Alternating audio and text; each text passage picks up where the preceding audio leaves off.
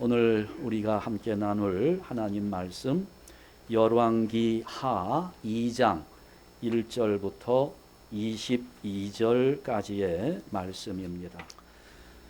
예전에 어려웠던 시절에는 그랬습니다.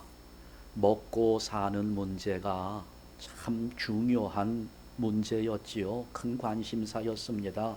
이게 뭐 고기를 먹을까, 밥을 먹을까, 라면을 먹을까 이런 고민이 아니었지요.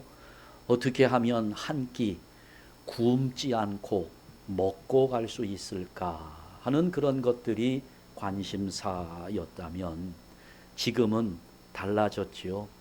얼마나 건강해질 수 있는가 하는 것이 우리에게는 큰 관심사가 되고 있습니다. 그래서 유튜브에도 보면 건강 관리하는 방법들이 얼마나 많이 돌아다니고 있는지 몰라요. 웬만한 분들 이야기를 나누어 보면 뭘 먹어야 된다, 어떻게 먹어야 된다, 모르는 사람이 없습니다. 다 아주 건강에 관해서는 박사학위 정도는 받으실 만큼의 정보들을 가지고 있는 것처럼 보여요. 건강하려면 아침 식사를 거르지 말아야 된다.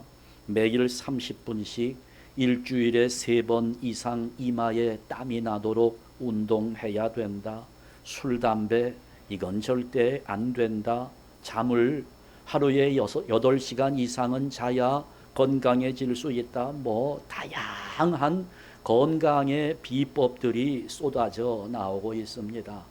그래서 그런지 요즘에는 몸짱이 아주 인기죠. 우리들 세대, 저희 세대 때만 해도 그랬습니다. 그때에는 옷을 몸을 가리기 위해서 입었습니다. 근데 요즘의 젊은이들은 자기 몸을 보여주기 위해서 옷을 입고 있지요. 많이 달라졌습니다. 그러니 저희들 세대에서는 이 몸을 가리고 다니니까 몸매가 어떤지 관심이 없었지요. 얼굴만 이쁘면 되었습니다. 그래서 그때만 해도 우리들 하는 말이 그랬거든요. 야, 성격이 나쁜 건 참아도 얼굴이 안 생긴 건 못 참는다 라고 이렇게 우리 남학생들이 이야기를 했는데 요즘은 달라졌다고 그래요. 요즘 젊은이들은 야, 얼굴 안 생긴 건 참아도 몸매 안 되는 건 못 참는다고 그렇게들 이야기를 한답니다. 그 정도로 우리 몸에 대한 관심이 높아지고 있는데 특히 우리 한국 사람들이 좀 심한 것 같아요. 아마 이 외모 지상주의를 따지자면 한국이 제일 가는 나라가 아닐까 싶은 생각이 듭니다. 물론 그렇다고 자기 몸을 예쁘게 가꾸는 것을 비난하고 싶은 생각은 없어요. 괜찮지요. 어떻습니까? 자기의 몸을 예쁘게 가꾼다고 하는 거 괜찮아요. 그러나 너무 지나치게 외모에 관심을 갖는 거 그렇게 좋아 보이지는 않습니다. 어떤 분이 주일날 예배드리러 오기 위해서 3시간을 준비한다는 이야기를 들었습니다. 대단하지요. 3시간. 여러분은 오늘 몇 시간 준비해 갖고 오셨나요? 교회 오기 위해서 2시간 준비하셨어요. 이분은 3시간을 준비하는데 이게 무슨 기도하면서 준비하는 것이 아니라 샤워하고 머리 말리고 그냥 또 거울 앞에서 톡톡대면서 화장하고 또 입을까 이거 원피스, 투피스, 바지, 스커트 이거 입어보고 저거 입어보고 이 옷에 신발은 뭐가 맞는지 있는 거 없는 거 반지 귀걸이 다 끄집어내놓고 이거 했다가 또 이쪽엔 요거 해보고 3시간을 준비한다는 거예요.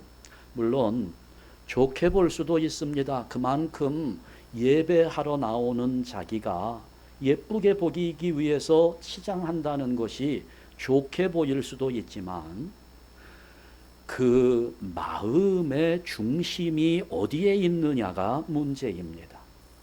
그분의 관심이 예배보다는 교인들에게 보이기 위함이라면, 그 마음 중심이 하나님을 향하기보다는 함께 예배하는 교인들에게 내가 보이기 위하는 그런 마음이라면 3시간 준비하는 거, 이건 아무리 생각해 봐도 시간 낭비라고 밖에는 생각되지 않습니다. 우리 예수 믿는 사람들이 다른 점은 뭡니까? 내면의 모습이지요. 우리 예수 믿는 사람들은 내면의 모습 때문에 다른 겁니다. 그러니까 우리 예수 믿는 사람에게는 내가 몸무게 10파운드를 빼겠다라고 하는 것보다 더 중요한 목표가 우리에게 있어야 하는 겁니다. 적어도 내가 예수를 제대로 믿는다면 여러분, 예수님 때문에 불편한 것이 있어야 합니다. 아니, 저 목사가 무슨 말을 하나?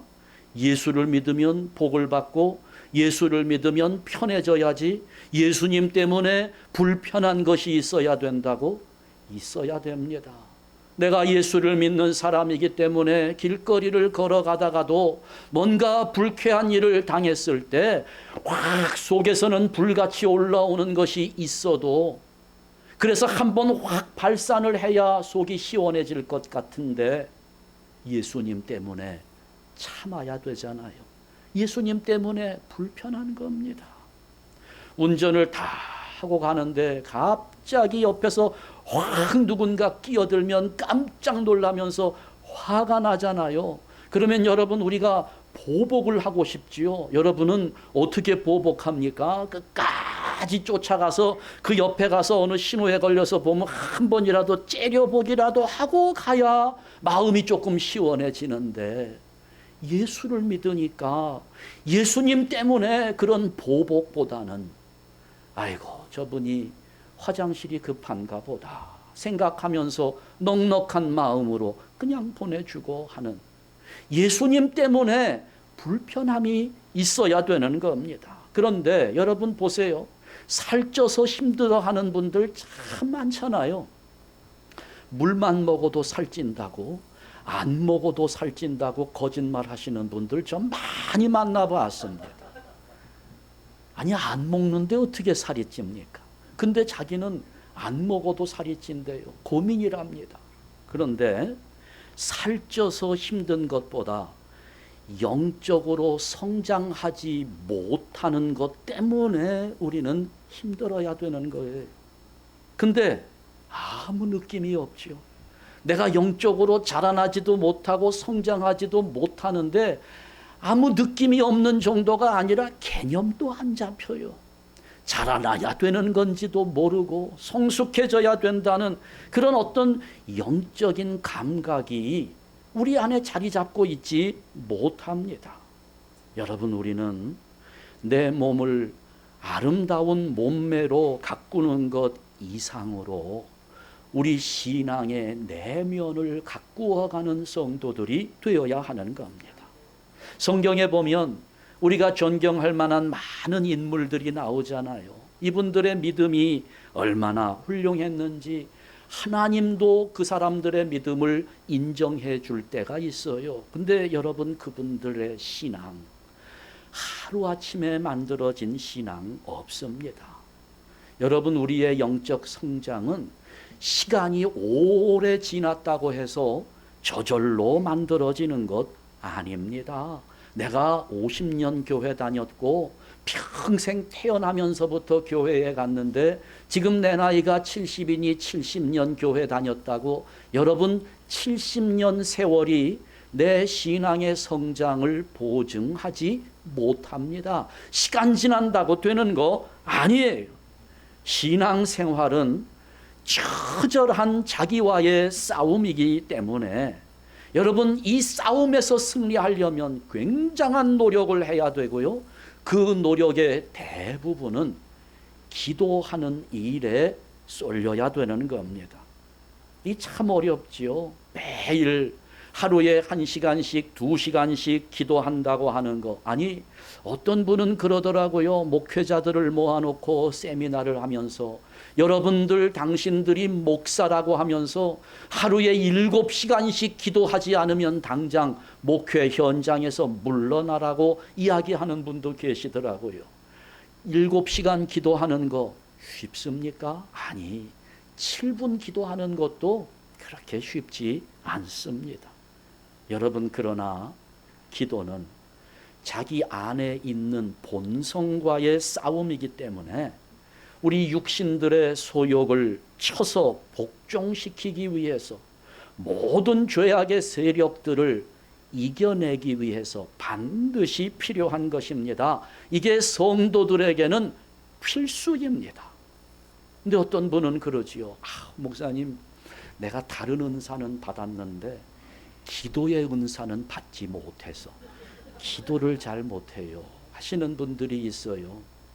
어떤 분 기도 잘하는 분을 보면 기도의 은사가 있어서 기도를 잘한다고 말씀하시는 분도 있고, 여러분, 기도는 은사가 아닙니다. 무슨 하나님께로부터 특별한 은사를 받은 사람들만 기도할 수 있는 거 아니라는 거예요. 기도는 하나님의 자녀로서 변화를 갈망하는 성도라면 누구든지 해야 하는 것이고 어느 누구나 할 수 있는 것입니다. 그런데 대부분의 성도들은 기도를 굉장히 어렵게 생각합니다. 그러면서 기도는 은사인데 나에게는 하나님이 은사를 주시지 않았기 때문에 내가 기도를 못한다고 생각을 해요. 여러분, 우리가 재주가 있어요. 달란트라고 얘기하지요. 자기의 특기가 있습니다. 근데 만약에 어떤 분이 특기를 쓰는 란에다가 숨쉬기라고 썼으면 그걸 특기로 인정하실 분이 있습니까? 숨 쉬는 게 재주가 좋은 건가요? 호흡하는 것이 뭐 은사를 받아야 할 수 있나요? 아니잖아요. 누가 할 수 있습니까? 살아있는 사람은 누구나 하는 거예요. 당연한 겁니다. 하나님의 자녀는 누구나 하는 것이 기도입니다. 이게 은사가 아니라는 거예요. 그렇기 때문에 여러분, 기도는 내가 그 기도를 얼마나 유창하게 하느냐 아니냐 못하냐 이거 중요하지 않습니다. 하나님 앞에 내가 무릎을 꿇는다는 그 사실 하나만으로도 이미 우리는 기도의 능력을 경험하고 있는 것입니다. 그렇잖아요. 우리가 호흡하는 거 얼마나 심호흡을 잘하고 복식호흡을 잘하고 뭐 여러 가지 호흡의 방법이 있지만, 여러분, 복식호흡이 좋아요? 뭐가 좋아요? 어떻게 호흡하는 것이 좋은 호흡법입니까? 상관없어요. 그냥 숨을 쉬면 돼요. 호흡하기만 하면 뭐가 증명됩니까? 내가 살아있다는 것이 증명되는 것입니다. 기도를 얼마나 유창하게 하느냐 못하게 하느냐는 중요하지 않습니다. 내가 기도한다면 나는 하나님의 자녀라는 사실이 증명되는 것입니다. 그러면서 그런 기도의 과정을 통해서 우리 육신의 욕망을 깨뜨리고 그러면서 성령님의 능력을 힘입게 될 때, 그때 우리는 성도다운 성도가 되는 것입니다. 우리가 어떤 그 신앙생활을 함에 있어서 성도로서의 영적 부담이 좀 있어야 돼요. 부담을 가져야 됩니다. 저는 부담 없이 다니고 싶어요. 일단은 부담 없이 다녀보세요. 그러나 다니다 보면, 하다 보면 영적 부담이 생기기 마련입니다. 그런 영적 부담을 오늘 엘리사에게서 발견할 수 있습니다. 엘리사는 하나님의 일에 대한 거룩한 부담을 가지고 최선을 다해서 하나님의 일들을 감당했습니다. 이 엘리사의 모습 속에서 정말 이 시대를 살아가고 있는 그리스도인들이 어떤 신앙 자세를 가지고 살아가야 되는지 한번 살펴보면서 은혜를 나누려고 합니다. 첫 번째, 머물지 않는 신앙인이 되어야 합니다. 머무르지 말아야 합니다. 제가 전도사 시절 목사 안수를 받기 전에 어떤 목사님께서 그런 말씀을 해주셨어요. 짧은 말입니다. 전도사 직에 만족하지 말고 전도사 됨에 진력하라 말씀하셨습니다. 전도사라는 자리에 만족하지 말고 전도사 다움에 신경을 써야 된다는 겁니다. 여러분, 저는 그 말씀이 지금도 가슴에 새겨져 있고 변하지 않습니다. 목사 직에 만족하지 말고 목사 됨에 열심을 내어야 한다는 겁니다. 여러분에게도 그대로 적용될 겁니다. 장로 직에 만족하지 말고 장로 됨에 진력해야 된다는 거예요.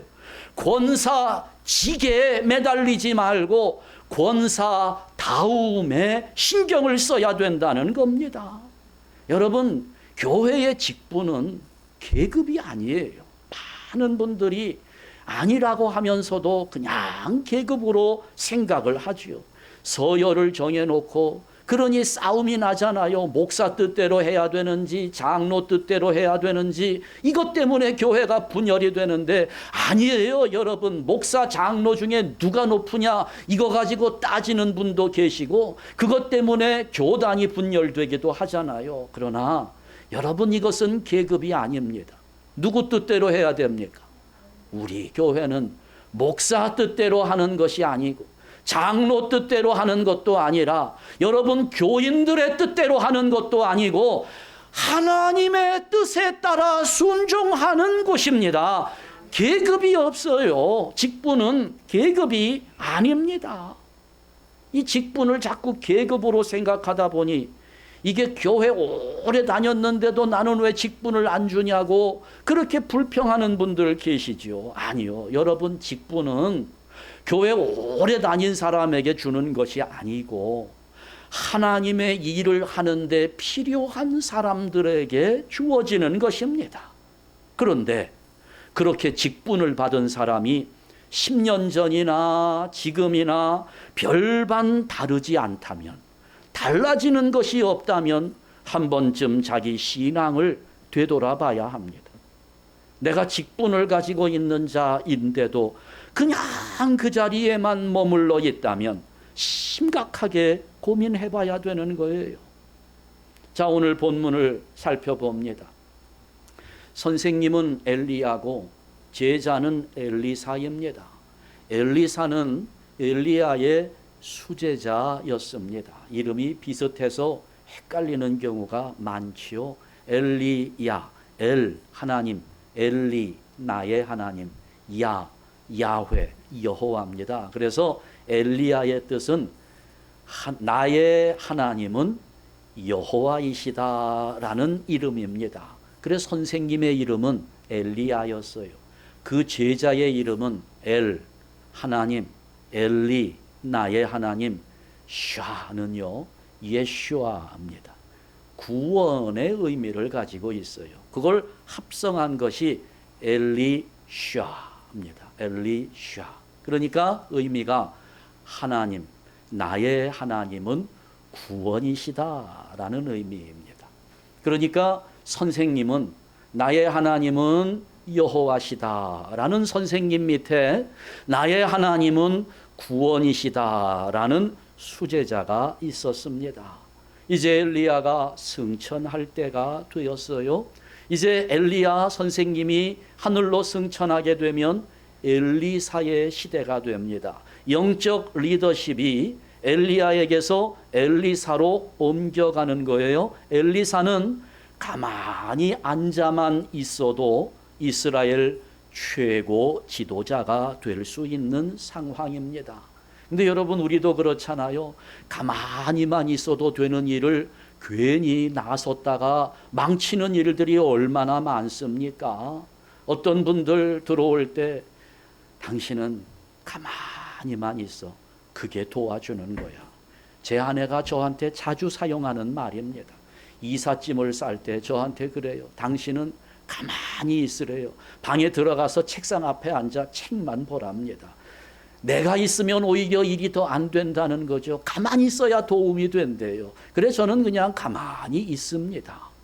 그런데 지금 엘리사가 가만히만 있으면 엘리야의 리더십을 이어받는 거예요. 이스라엘 선지자들 가운데 최고의 자리에 올라가는 겁니다. 그러나 엘리사는 그걸 원치 않았습니다.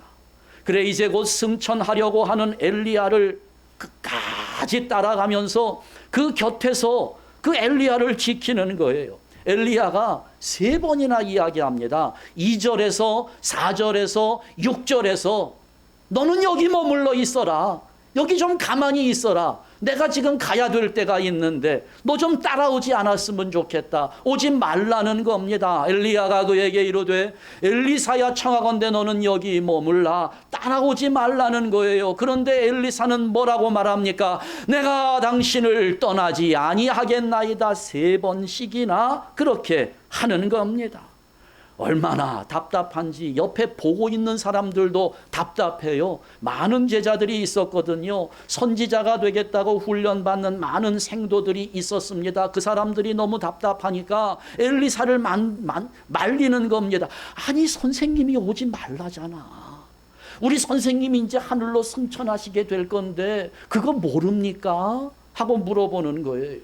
그랬더니 엘리사가 뭐라 그럽니까? 안다. 나도 알아. 조용히 해. 내가 알아서 해. 이런 식으로 대답을 하는 거죠. 너희는 잠잠하라. 끝까지 엘리사는 선생님을 따라갔습니다. 곁을 지킨 겁니다. 그러다 보니 결국 어떻게 됩니까? 8절 말씀에 보면 이런 엘리사의 끈질긴 노력이 결국은 엘리야와 함께 요단강을 육지같이 2 사람이 마른 땅 위로 건너더라 하는 이 엄청난 기적을 맛보게 하는 겁니다. 여러분 신앙생활을 하다 보면 많은 분들이 지치는 것 같아요.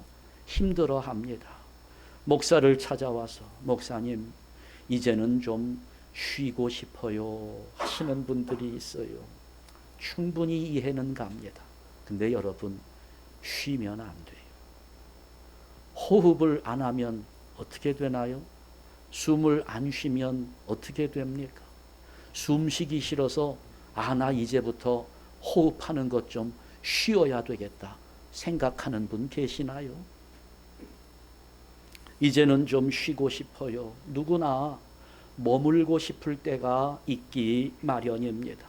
또 지금요 엘리사와 엘리야의 관계 속에서는 선생님이 머물라고 했으니까 엘리사가 머무른다고 해도 잘못이라고 볼 수 없어요. 얼마든지 머무를 수 있는 상황입니다. 그러나 여러분 이 엘리사가 선생님의 말을 듣고 그냥 길갈에 머물러 있었다면 어떻게 엘리야보다 갑절의 영감을 받은 지도자가 될 수 있었겠습니까?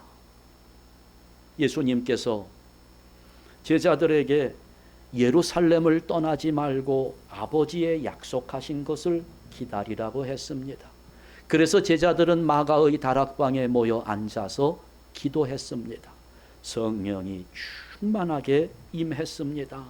그리고 났을 때 제자들은 땅 끝까지 찾아가서 복음을 증거하는 자들이 되었던 겁니다. 이번 주간에 우리가 암송해야 될 구절이에요. 오직 성령이 너희에게 임하시면 너희가 권능을 받고 예루살렘과 온 유대와 사마리아와 땅 끝까지 이르러 내 증인이 되리라 하셨던 그 예수님의 말씀대로 제자들은 성령 충만함을 받고 머무르지 않았습니다. 갔어요. 찾아갔습니다. 움직였습니다. 예수님이 사랑하는 3 제자만 데리고 변화산에 올라갔어요. 큰 광경을 봤습니다. 베드로가 보니까 예수님이 계시는데 모세도 있고 엘리야도 있습니다. 얼마나 좋은지 베드로가 주여 여기 있는 것이 좋사오니 초막 셋을 쥐때 하나는 모세를 위하여 하나는 엘리야를 위하여 하나는 주를 위하여 그리고 여기 있겠습니다. 여기 살고 싶다는 거지요. 예수님은 아니다. 하나님의 영광을 맛보았으니 이제는 내려가야 된다는 거예요. 은혜를 받았으면 가야 할 곳이 있는데 머무르고 있다니 이건 말이 안 된다는 겁니다. 내려가자는 겁니다. 여러분, 신앙에는 이쯤 하면 됐다 하는 기준이 없습니다. 기왕에 우리가 예수를 믿기로 작정을 했고 하나님의 부르심을 받았다면 결코 머무는 신앙인이 되면 안 됩니다. 우리에게 물질에 대한 욕심은 버려야 됩니다. 그러나 신앙생활에 있어서는 욕심이 필요합니다. 거룩한 욕심이 있어야 되는데 이 엘리사를 통해서 우리가 깨닫게 되는 교훈은 바로 이것입니다. 끈질긴 신앙이 역사를 일으킨다는 것입니다. 여러분, 우리 한샘교회 성도 여러분들, 쉬지 맙시다. 머물지 맙시다. 계속해서 우리는 성장해야 되고 자라나야 되고 성숙해져야 되는데 매일매일 하나님께 한 걸음 더 가까이 나아가면서 우리 주님을 조금씩 더 닮아가면서 머물지 않는 신앙인으로 하나님을 기쁘시게 하는 성도들 되시기를 주님의 이름으로 축원합니다. 두 번째, 영적인 것을 사모하는 신앙인이 되어야 합니다. 한 가지 제가 묻지요. 사람이 기도하지 않고 살 수 있습니까? 기도하지 않고 살 수 있습니까? 어떤가요, 여러분? 기도하지 않고 살 수 있나요? 살 수 있지요. 영적으로 잠들어 있는 사람은 살 수 있다고 생각합니다. 그러나 여러분, 영적으로 깨어 있는 사람은 기도하지 않고는 살 수 없습니다. 기도해 보신 분들은 알아요. 기도하는 사람에게 가장 고통스러울 때가 기도가 막힐 때입니다. 기도하고 싶은데 기도가 안 되고 집중이 안 되고 그것처럼 답답한 것이 없습니다. 여러분, 그런데 기도하지 않는데 전혀 문제가 없다고요? 답답한 생각이 안 듭니까? 굉장한 신앙의 위기가 찾아온 것입니다. 다른 건 몰라도 기도는 반드시 해야 되는 거예요. 루터는 바쁘기 때문에 할 일이 너무 많아서 기도를 더 많이 해야 된다고 말했습니다. 빌 하이벨스 목사는 세상에 기도하지 못할 만큼 바쁜 사람은 없다고 말했습니다. 여러분, 기도하는 거 소홀히 하지 마세요. 예레미야 33장 2절과 3절 말씀에 보니까 이 일을 행하시는 여호와, 그것을 만들며 성취하시는 이 여호와, 그 이름을 여호와라 하는 이가 이같이 이르시도다. 우리 다 암송했잖아요. 다 같이 너는 내게 부르짖으라 내가 네게 응답하겠고 내가 알지 못하는 크고 은밀한 일을 네게 보이리라. 아멘. 여러분, 너는 내게 기도해라. 내가 너에게 응답한다. 우리는 하나님께 기도하고 하나님은 우리에게 응답하시고, 무슨 말입니까? 우리가 기도하기 시작할 때 하나님은 일하기 시작한다는 겁니다. 내가 기도하는 그 시간부터 하나님의 역사가 일어난다는 겁니다. 그 하나님의 일이 영적인 일인데 그 영적인 일, 세상의 방법으로는 할 수 없습니다. 그러니 하나님의 일을 맡은 사람들은 더 많이 기도해야 됩니다. 엘리사의 관심은 여기에 있었어요. 오직 하나였습니다.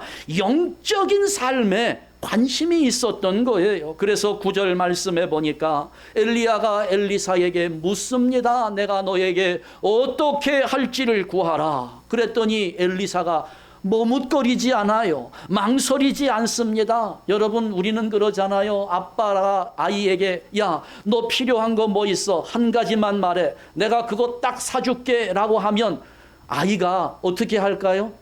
생각해야 되잖아요. 고민해야 되잖아요. 뭘 사달라고 할까? 뭘 사달라고 하는 것이 가장 좋을까? 그런데 그 아이가 예전부터 갖고 싶은 것이 하나 있었어요. 정말 그게 소원이에요. 그러면 그렇게 소원이 있었던 아이와 없었던 아이, 대답하는 속도가 얼마나 차이가 날까요? 소원이 없었던 아이는 생각을 하고 고민합니다. 뭘 사달라고 할까?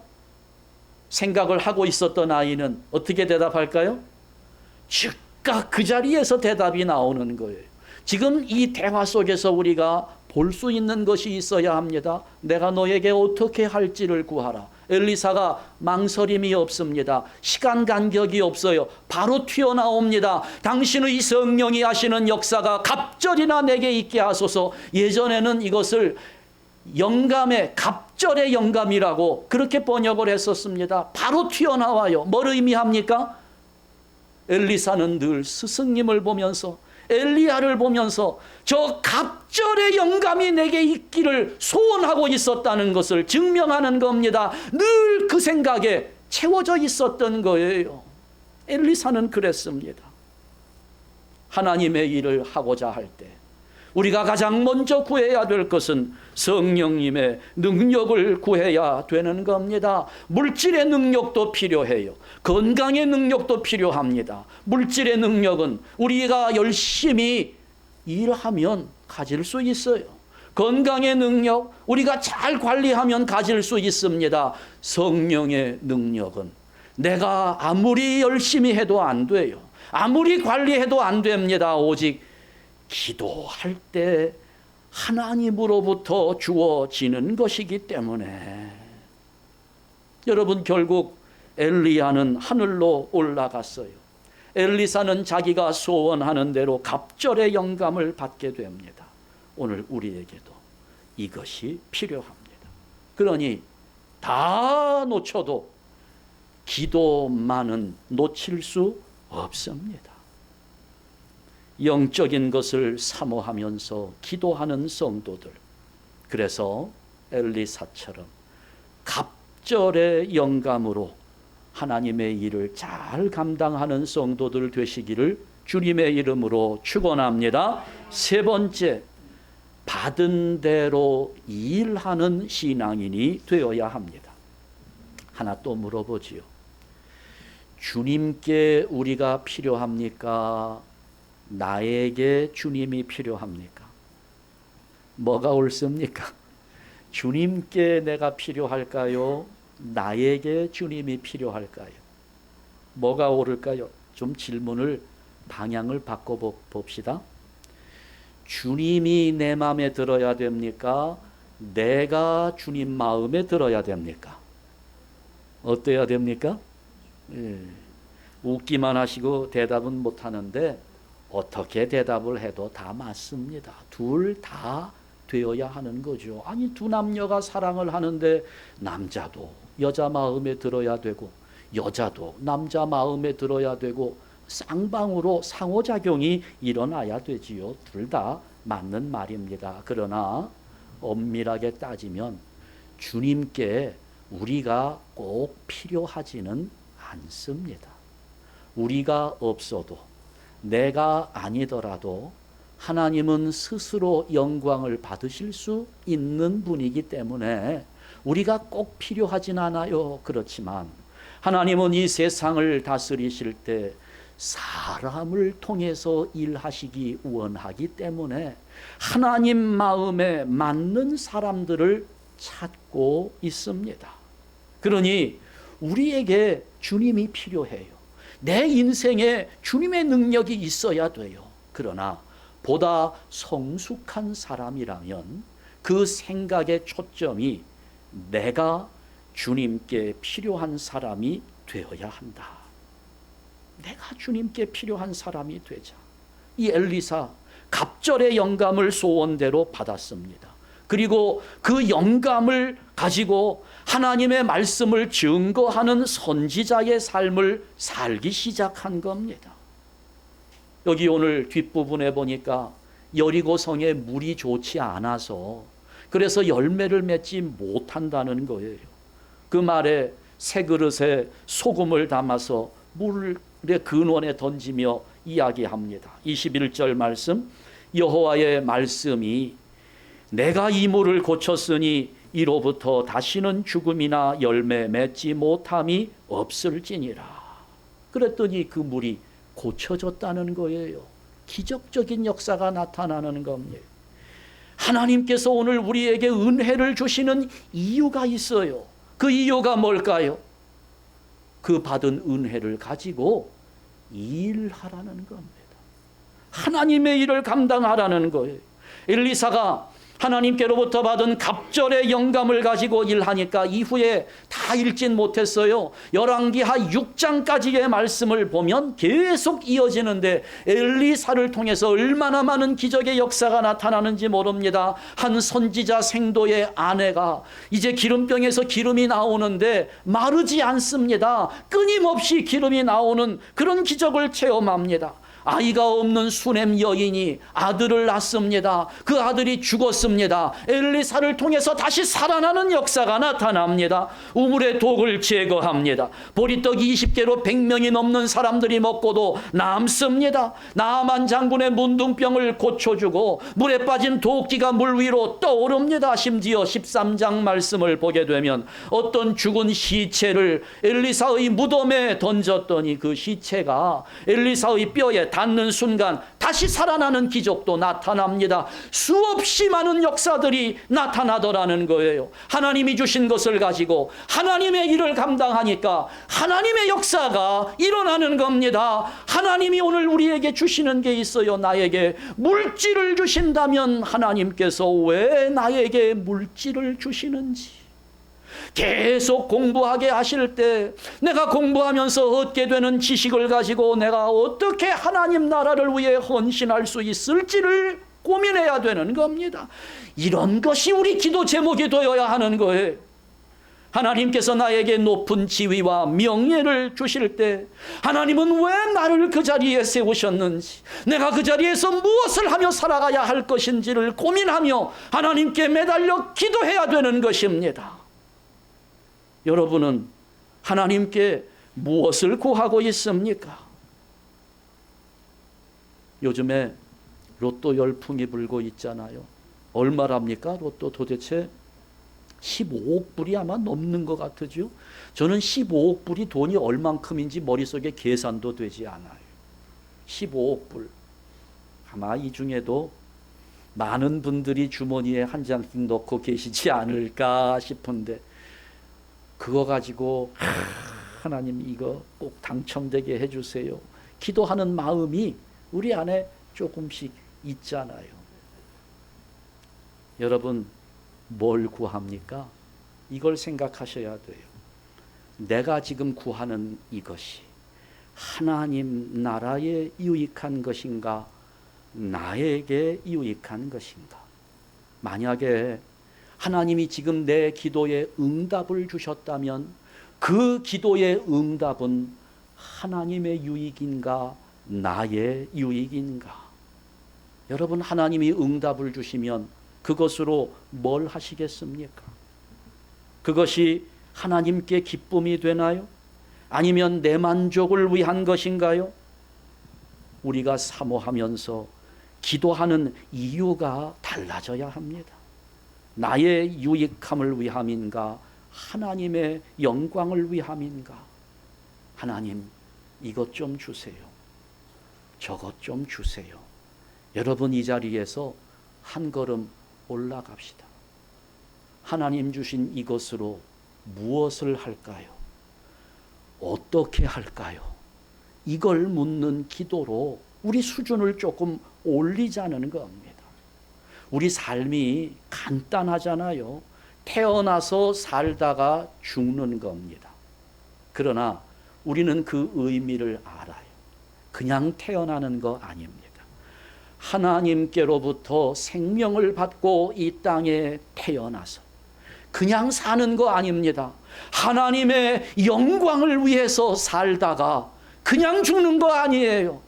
우리 하나님께로 다시 돌아가는 것입니다. 태어나서 살다가 죽는 것은 오늘 우리에게 하나님께로부터 생명을 받은 우리가 하나님의 영광을 위해서 살다가 하나님께로 돌아가는 그런 것인데, 그런데 사는 모습이 다 다릅니다. 내가 얼마나 가졌느냐, 내가 무엇을 받았느냐 하는 것보다 더 중요한 것이 그렇게 가진 것으로, 그렇게 받은 것으로 내가 무엇을 하고 있느냐가 중요한 것입니다. 여러분, 주머니에 있는 로또를 가지고 하나님 15억 불 당첨되게 해주세요 라는 기도를 드리지 말고 지금 내 지갑에 있는 100불을 어디에 쓸까요? 하고 기도하는 자들 되기를 축원합니다. 이것이 우리의 기도 제목이 되어야 하는 겁니다. 오늘 말씀을 통해서 조금 길어져 죄송합니다. 매주 하는 사과인데 또 받아주세요. 이 엘리사의 모습을 보면서 우리가 깨닫는 것이 바로 이런 것입니다. 엘리사의 신앙은 머물지 않는 신앙이었습니다. 영적인 것을 사모하는 신앙이었고 받은 것을 가지고 일하는 신앙이었습니다. 그게 통틀어서 뭡니까? 바로 이것을 우리는 열매라고 말하는 겁니다. 그 엘리사가 가졌던 신앙의 열매입니다. 오늘 결론은 그겁니다. 신앙인은 열매로 말한다. 오늘 나의 믿음은 무엇으로 증명할 수 있는가? 열매로 증명하는 겁니다. 외모만큼이나 우리가 신앙의 모습도 다양하게 나타나지만 결국 우리의 신앙은 그의 열매를 통해서 증명된다는 사실만큼은 누구에게도 예외가 될 수 없는 겁니다. 어떤 것도 그 열매를 대신해 줄 수 있는 것은 없습니다. 여러분, 우리 어차피 한 번 살다가 돌아가는 인생, 하나님을 위해서 살다가 하나님이 오라 하실 때 기쁨으로 응답하면서 나의 열매를 가지고 나의 믿음을 증명하는 성도들 되시기를 주님의 이름으로 축원합니다. 기도하겠습니다. 하나님 아버지, 감사합니다. 이렇게 우리들을 사랑하시고 우리들을 구원하시고 오늘도 우리들을 인도해 주시는 하나님 앞에 그동안에 우리는 어린아이와 같은 갓난 아이의 모습으로 그저 하나님 앞에 땡깡만 부리던 자들입니다. 하나님, 그러나 오늘 엘리사의 믿음을 통하여 우리의 믿음이 어떻게 증명될 수 있는지를 깨닫게 하셨나이다. 아버지여, 오늘 우리에게도 이와 같은 믿음이 열매로 증명되는 모습을 가지기 원합니다. 아버지 하나님, 우리들 어차피 한 번 살고 가는 인생, 하나님의 영광을 위하여 죽도록 충성하다가 하나님을 기쁘시게 하는 삶의 열매를 가지고 주님 앞에 설 수 있도록 우리 한샘교회 성도들을 인도하여 주시옵소서. 예수 그리스도의 이름으로 기도하옵나이다. 아멘.